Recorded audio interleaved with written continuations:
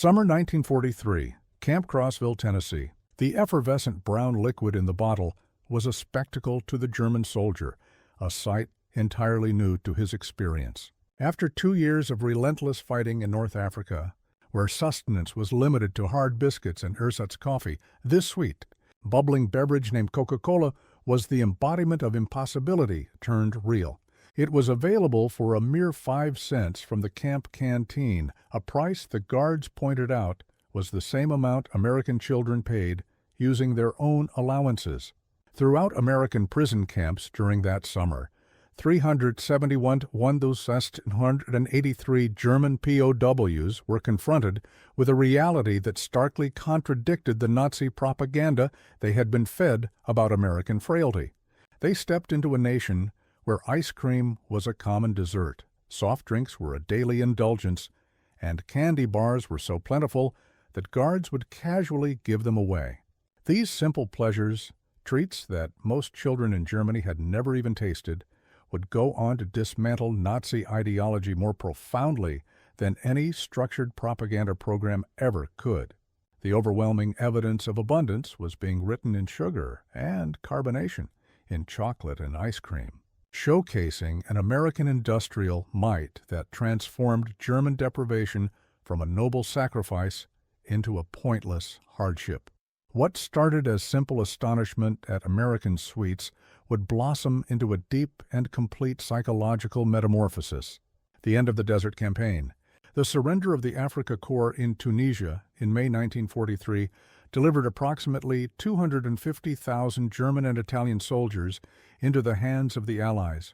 These seasoned desert combatants, who had driven the British back to the borders of Egypt under Rommel's command, were braced for severe treatment as prisoners. Nazi propaganda had conditioned them to expect American savagery and starvation. Instead, mere hours after surrendering, they were introduced to American K-rations. These field rations, a frequent source of complaint for American GIs, were filled with treasures: crackers, processed cheese, candy, fruit bars, instant coffee, sugar tablets, and cigarettes. For German soldiers who had endured months on minimal provisions, these emergency meals were nothing short of a feast. According to military archives, at the processing centers in North Africa, the U.S. Army dished out pancakes with syrup, fresh eggs, and milk, foods that had long disappeared from German military menus. This methodical feeding of the enemy with superior provisions began instantly, though the full extent of its psychological effect would only be grasped later. A German officer later recounted to the International Red Cross, "We expected to be starved as prisoners. Instead, the Americans fed us better than our own army had." This confusion about American resources began our education. The Liberty ships that transported POWs across the Atlantic in the summer of 1943 served as an intensive course in American plenty. These vessels churned out at an astonishing rate, with one completed every 42 hours at the height of production, ferried up to 30,000 prisoners a month to the United States. Naval records indicate that the rations for prisoners on these ships were equivalent to, or even better than, the standard cruise provisions, amounting to roughly 3,500 calories a day, which included fresh bread, meat, vegetables, and coffee with sugar and milk. The ship's refrigeration units, a standard feature on American vessels, ensured the food remained fresh throughout the 2-week voyage.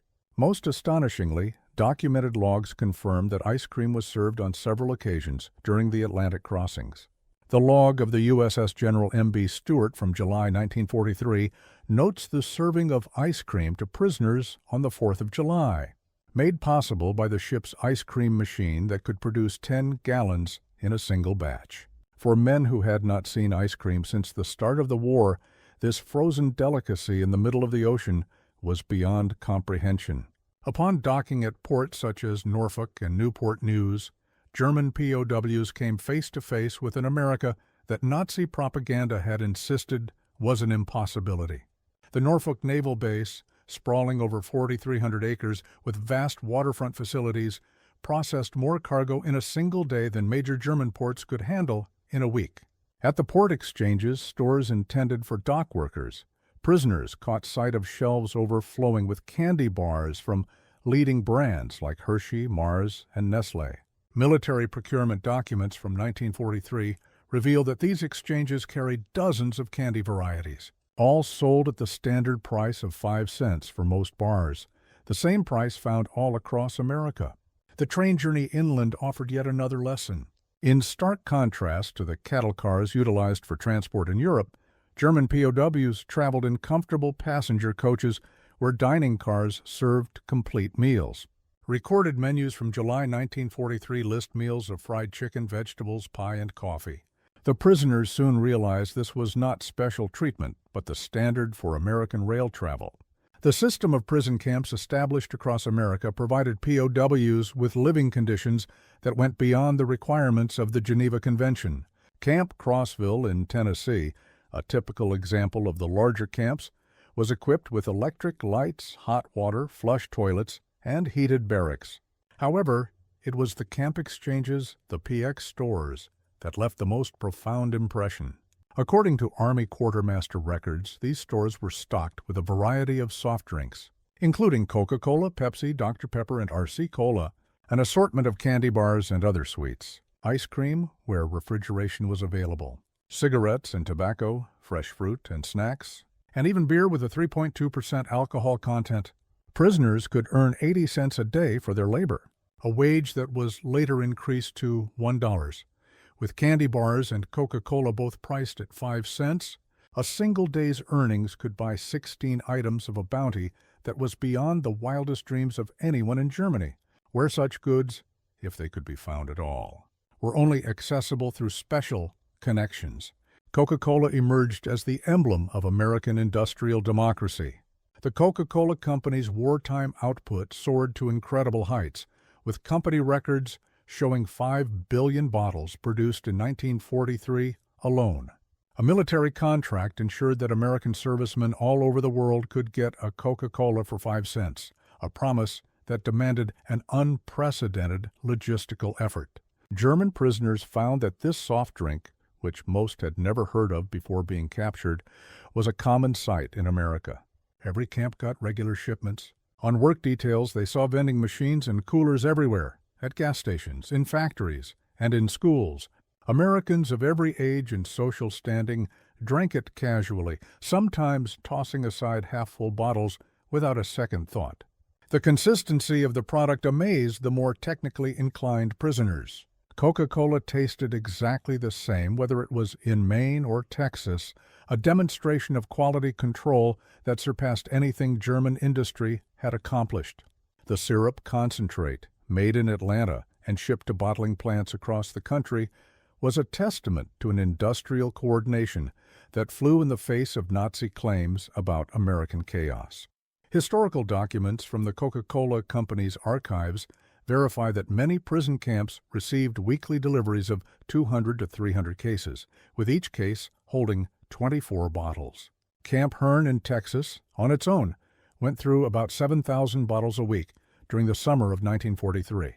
To the Germans, the idea of ice cream in American prison camps seemed like an impossibility, as many hadn't seen it since before the war began. Yet, Army records confirm that ice cream was a regular feature in camps with proper refrigeration during the summer months. The military viewed ice cream as vital for morale, so much so that special ice cream ships were constructed for the Pacific Fleet. At Camp Shelby, Mississippi, the 4th of July celebration in 1943 featured ice cream made right on the premises. The prisoners looked on as hand-cranked freezers churned out gallons of the treat, using ice, salt, cream, sugar, and flavorings. The casual manner in which scarce resources were used, ice in July, cream, and sugar for what was essentially a recreational food, revealed a set of priorities that was completely foreign to the Germans. By 1944, many camps were equipped with electric ice cream makers. The variety of flavors available, chocolate, vanilla, strawberry, butter, pecan, was greater than what German ice cream parlors had offered even before the war. Prisoners could buy ice cream bars and sandwiches for 10 cents, or cups of various flavors. Army procurement documents indicate that larger camps would order 50 to 100 gallons of ice cream weekly during the summer. While the frequency depended on the location and the season, prisoners consistently had access to this frozen luxury that had all but disappeared from German life. The way sugar was consumed in American prison camps had a particularly strong effect. In Germany, sugar was under strict rationing, with civilians getting a mere 280 grams a month, and only when it was available. In the American camps, however, bowls of sugar were a common sight on mess hall tables, available for anyone to use as much as they wanted. Quartermaster records from 1943 to 1945 show that camps would receive 100-pound bags of refined sugar on a weekly basis. The camp bakeries were generous with their use of sugar, and cakes, cookies, and pies were frequently on the menu. Sugar was used to sweeten coffee, tea, cereals, and desserts without any limitations. A recorded event at Camp Aliceville, Alabama, starkly illustrates this difference. In August 1943, the humid conditions caused several hundred pounds of sugar to clump together, making it hard to use. Instead of trying to salvage it by steaming it, as would have been the practice in Germany, the kitchen staff simply threw it out and ordered a new supply. German prisoners who were working in the kitchen were reportedly taken aback by such waste. The consumption habits of Americans when it came to chocolate spoke volumes about a democracy of abundance. Major companies like Hershey, Mars, and Nestle were turning out millions of bars every month, even with wartime limitations. The military alone bought 380 million pounds of chocolate products over the course of the war. The exchanges in the prison camps had a wide selection of chocolate. The classic Hershey bar, D-rations, emergency chocolate bars, and a variety of other candy bars with chocolate were all available for 5 to 10 cents. The prisoners observed that Americans had their own favorite brands of chocolate and would casually pick one over another. The Red Cross packages that were handed out to prisoners each month also contained chocolate bars. Records from the American Red Cross show that the standard parcels included a chocolate or candy bar, 2 packs of instant coffee, processed cheese, crackers, canned meat, cigarettes, and soap. These packages were in addition to the regular meals, offering luxury items that were far beyond what German civilians were receiving as their basic rations. Thanksgiving of 1943 was the German prisoners' introduction to the American holiday of plenty. This uniquely American festival was a display of national coordination in consumption that made German organizational efforts seem insignificant. Army records verify that every prison camp served a classic Thanksgiving meal: roast turkey with stuffing, mashed potatoes and gravy, sweet potatoes, cranberry sauce, vegetables, pumpkin pie, coffee, and milk. The logistical feat of supplying turkey dinners to 425,000 POWs, on top of millions of American soldiers stationed around the globe, was a testament to an immense organizational power. The fact that German prisoners were given the exact same meal as American soldiers underscored a principle of equal treatment that was in direct opposition to the racial doctrines of the Nazis. Christmas of 1943 was marked by an unforeseen wave of kindness from American civilians. Church groups, civic clubs, and private citizens sent packages to the German POWs. The American Friends Service Committee by itself handed out 50,000 Christmas packages to enemy prisoners. These parcels usually held homemade cookies, candy, toiletries, games and books, cigarettes, and writing supplies. The local communities in the vicinity of the camps frequently offered more support. In Tonkawa, Oklahoma, the town's residents brought homemade baked goods to the German prisoners at Camp Tonkawa.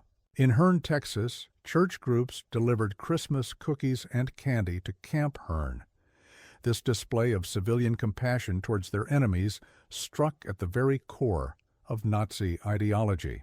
Americans, despite having family members in active combat against Germany, demonstrated charity to German prisoners, choosing to show strength through mercy instead of seeking revenge. As labor shortages grew more acute, German POWs found themselves working more and more outside the camps, which gave them a direct look at American food production. By 1944, around 100,000 prisoners were employed in agriculture and food processing, which provided them with an in-depth understanding of American abundance.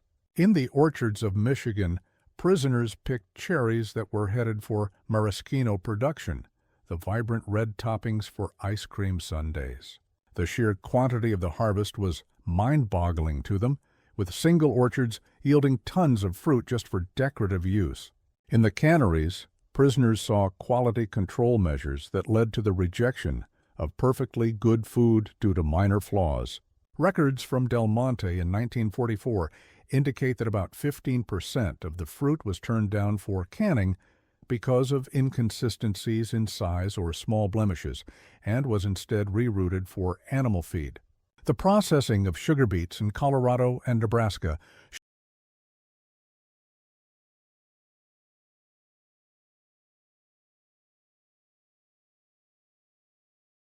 than entire regions in Germany.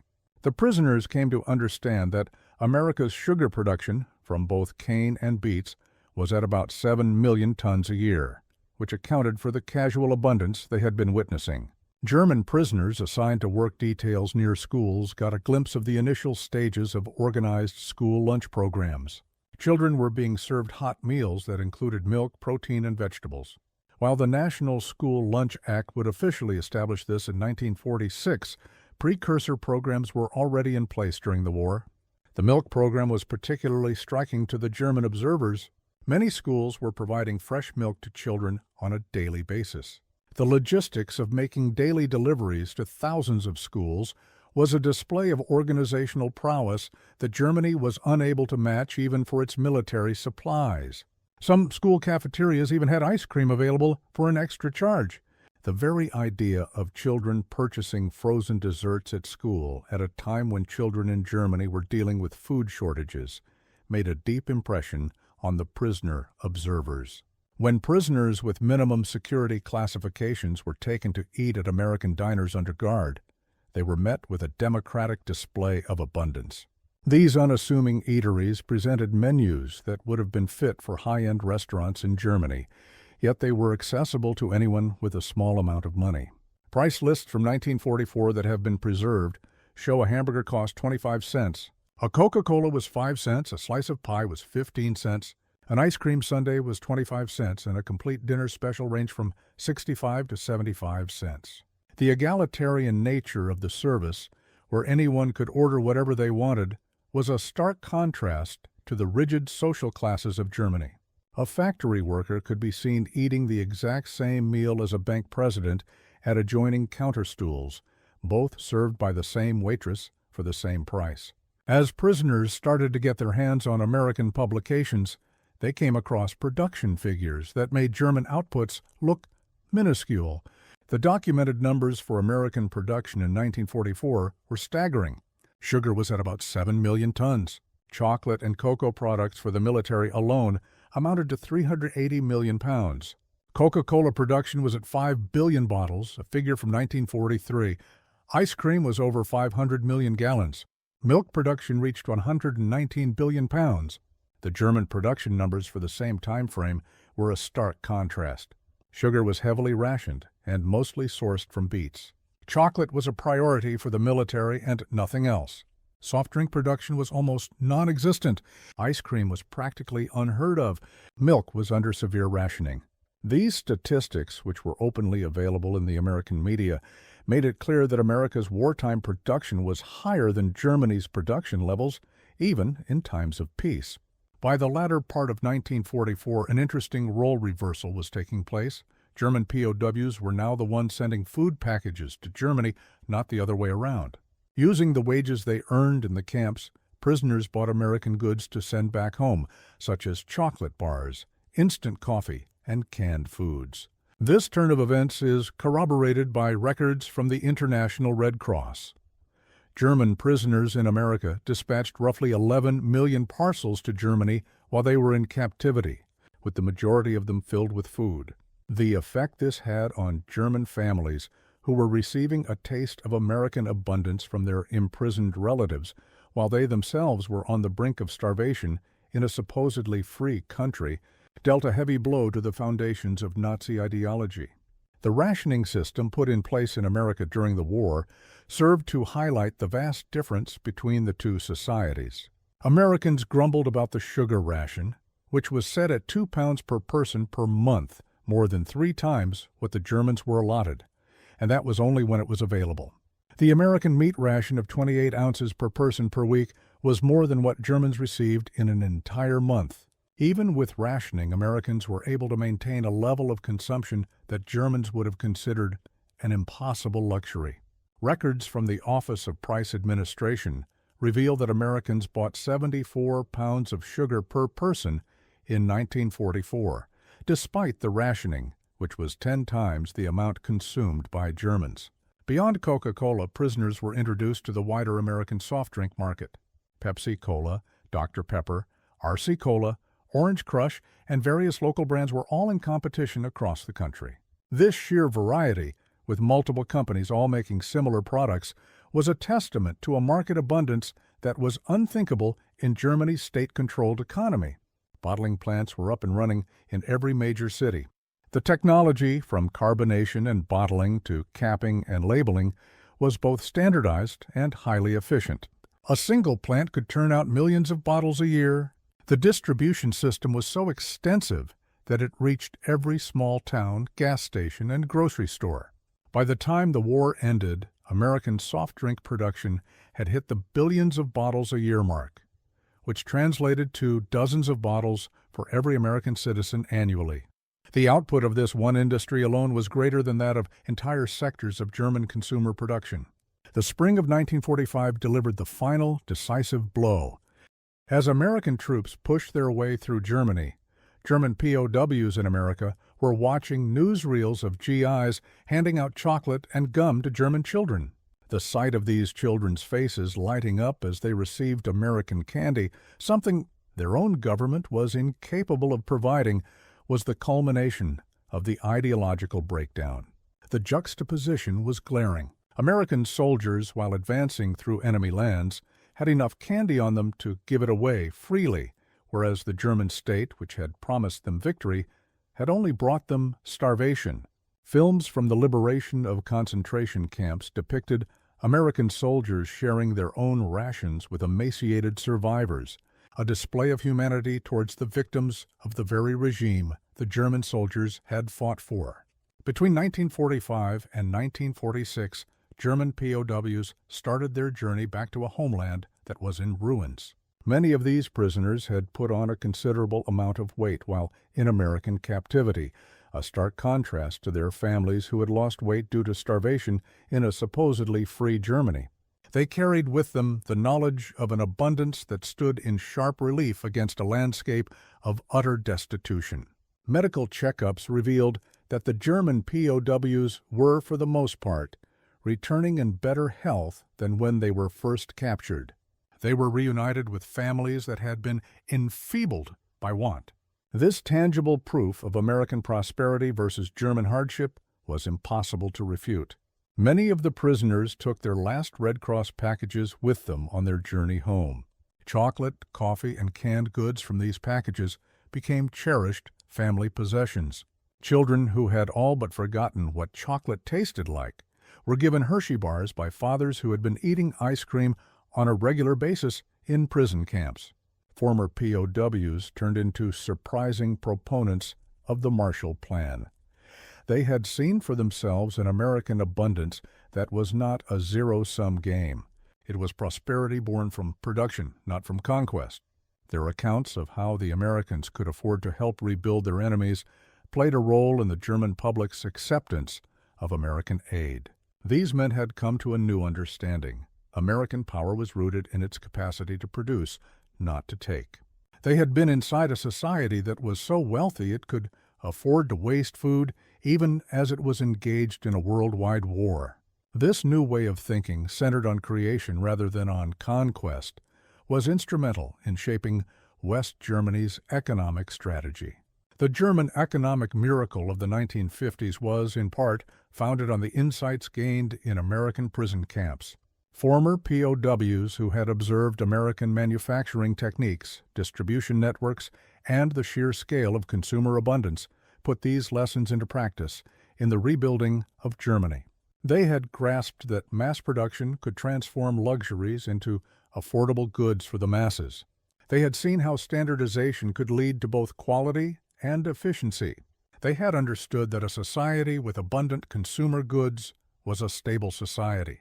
They had learned that an industrial democracy could be more productive than an authoritarian state. These were the lessons that a generation of German business and political leaders took away from their experience with Coca-Cola and ice cream. The transformation of German POWs through the experience of American food abundance is a story well documented in military quartermaster records. Reports from the International Red Cross, corporate production archives, especially those of Coca-Cola, and in the correspondence of the POWs themselves, which, though censored, has been preserved. Further evidence can be found in post-war interviews and memoirs, as well as in academic research, most notably the comprehensive work of Arnold Kramer. Kramer, the foremost historian on the subject of German POWs in America, came to the conclusion that the abundance of food was a key element in their ideological shift. His research bore out that the casual, everyday plenty of America succeeded where formal re-education programs could not, in the complete dismantling of the myths of Nazi superiority. The statistical breakdown provides an undeniable narrative.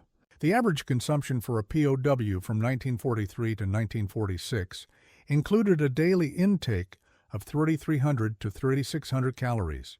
They had access to 4 pounds of sugar a month and 32 ounces of meat a week. A quart of milk was available to them daily. Ice cream was served on a regular basis during the summer, and soft drinks were available without limit for 5 cents each. In stark contrast, the rations for German civilians during the same time were a daily calorie intake of 1,200 to 1,500. Sugar was limited to 280 grams a month, and that was only when it was available. Meat was a mere 10.5 ounces a week, and often not available at all. Milk was severely rationed. Ice cream was non-existent, as were soft drinks. These were not pieces of propaganda. They were documented facts. Enemy prisoners were eating better than German civilians, which was proof that American abundance was so great it could be extended even to its defeated enemies. The POW experience with American food culture had a deep and lasting effect on post-war Germany. Coca-Cola made its return to West Germany in 1949, where it became a symbol of the new American alliance. Ice cream parlors designed after American soda fountains started to appear in German cities. Candy bars and chewing gum came to represent the nation's recovery. Former prisoners of war often took the lead in importing American food products, as they had a personal understanding of their appeal. They were aware that these items were more than just a matter of taste. They were symbols of abundance, democracy, and a modern way of life. The introduction of supermarkets to Germany in the 1950s was championed by former POWs who had seen American grocery stores firsthand. They knew that to achieve a democracy of abundance, it wasn't enough to just increase production. New methods of distribution were also needed. In a variety of interviews and memoirs from the post-war era, German POWs have time and again pointed to the abundance of food as a key factor in their transformation. A former officer of the Afrika Korps, in a 1975 interview, put it this way: "We expected to defeat a weak, divided America. Instead, we found a nation that could give ice cream to enemies. That's when we knew we had lost more than a war. We had lost our entire worldview." Another veteran, during an interview for a documentary in 1985, shared this memory. "My first Coca-Cola was like drinking the future. It was sweet, fizzing, completely unnecessary, and available to anyone for a nickel. That drink contained everything Nazi Germany wasn't: abundant, democratic, joyful." These personal accounts, gathered over many decades, all point to the same conclusion. American food abundance managed to do what military defeat on its own could not: a complete and total ideological transformation.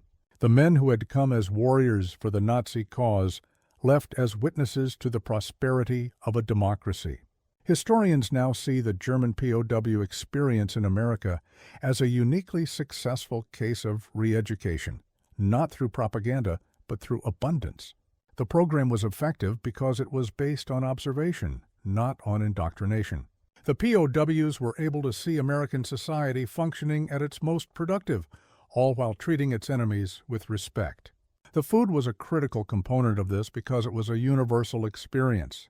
Hunger and the satisfaction of it are things that everyone can understand. The evidence was irrefutable. The weight gain and the improvement in health were plain to see. There were 3 solid meals a day, every day, plus whatever could be bought at the canteen. And the prisoners had a very clear point of comparison. They knew the hardships of Germany firsthand. Every meal served as a lesson in American industrial power. Every bottle of Coca-Cola was a demonstration of standardization and distribution. Every ice cream sundae was proof that abundance could be democratic. The children of the prisoners of war were raised on stories of the incredible abundance in the American prison camps. At first, these tales seemed almost too fantastic to be true, but as West Germany began to recover and American products started to appear on the shelves, they were proven to be real. The legend of American plenty, which had its beginnings in the prison camps, went on to influence German-American relations for generations. Many of the children of the POWs would later go on to study or work in America. They were drawn by their fathers' accounts of an impossible level of abundance, and they discovered that the reality was just as they had been told. Supermarkets were filled with a dizzying array of choices. Soda fountains were serving up sundaes, and the candy aisles had dozens of options to choose from. The impact of this experience was not limited to individuals. It spanned multiple generations. The business culture of West Germany took in the lessons it had learned about consumer abundance, quality standardization, and democratic markets. The economic miracle was not just about getting production numbers up. It was about making abundance a reality for the average person. Today, there are over 1,400 McDonald's restaurants in Germany. Coca-Cola is sold everywhere. Ice cream is a common treat. The journey from scarcity to abundance, which began in the prison camps of America, is now complete. But the historical lesson it teaches is as relevant as ever. It is a lesson about ideological change brought about by abundance, not by hardship. It is a lesson about kindness being more powerful than cruelty, and about demonstration being more effective than propaganda.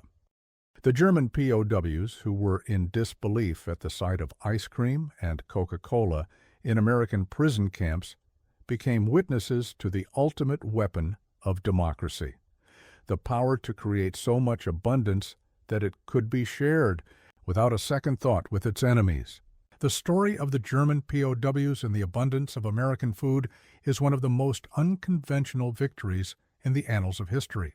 It was a war that was won through acts of generosity, an ideology that was vanquished by ice cream, and a worldview that was completely upended by soft drinks. These men underwent a transformation not as a result of punishment, but as a result of plenty. They came with a firm belief in German supremacy and American fragility. They departed with the understanding that the true source of American strength was a productive capacity so immense that it could afford to be wasteful without any real consequence. The society that could offer Coca-Cola to its prisoners for a mere 5 cents was in possession of a power that went far beyond its military capabilities. The ice cream sundae, with its decadent layers of ice cream, syrup, whipped cream, nuts, and a cherry on top, came to be a symbol of this American abundance. Each one of its components, on its own, was more than the Germans could have ever hoped for.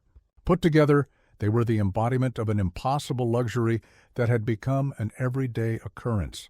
The fact that enemies were allowed to ask for seconds at a time when children in Germany were going hungry was a stark revelation of the complete and utter failure of the Nazi regime.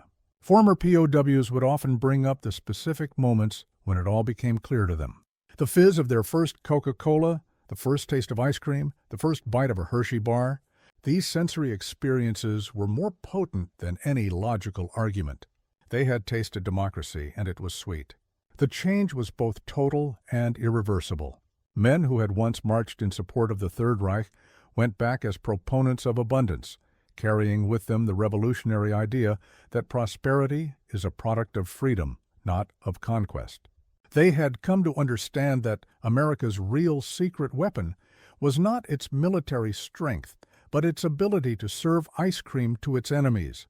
In the final analysis, the bottles of Coca-Cola and the bowls of ice cream that were served in the prison camps of America accomplished what armies could only dream of: the complete and utter transformation of the hearts and minds of the enemy.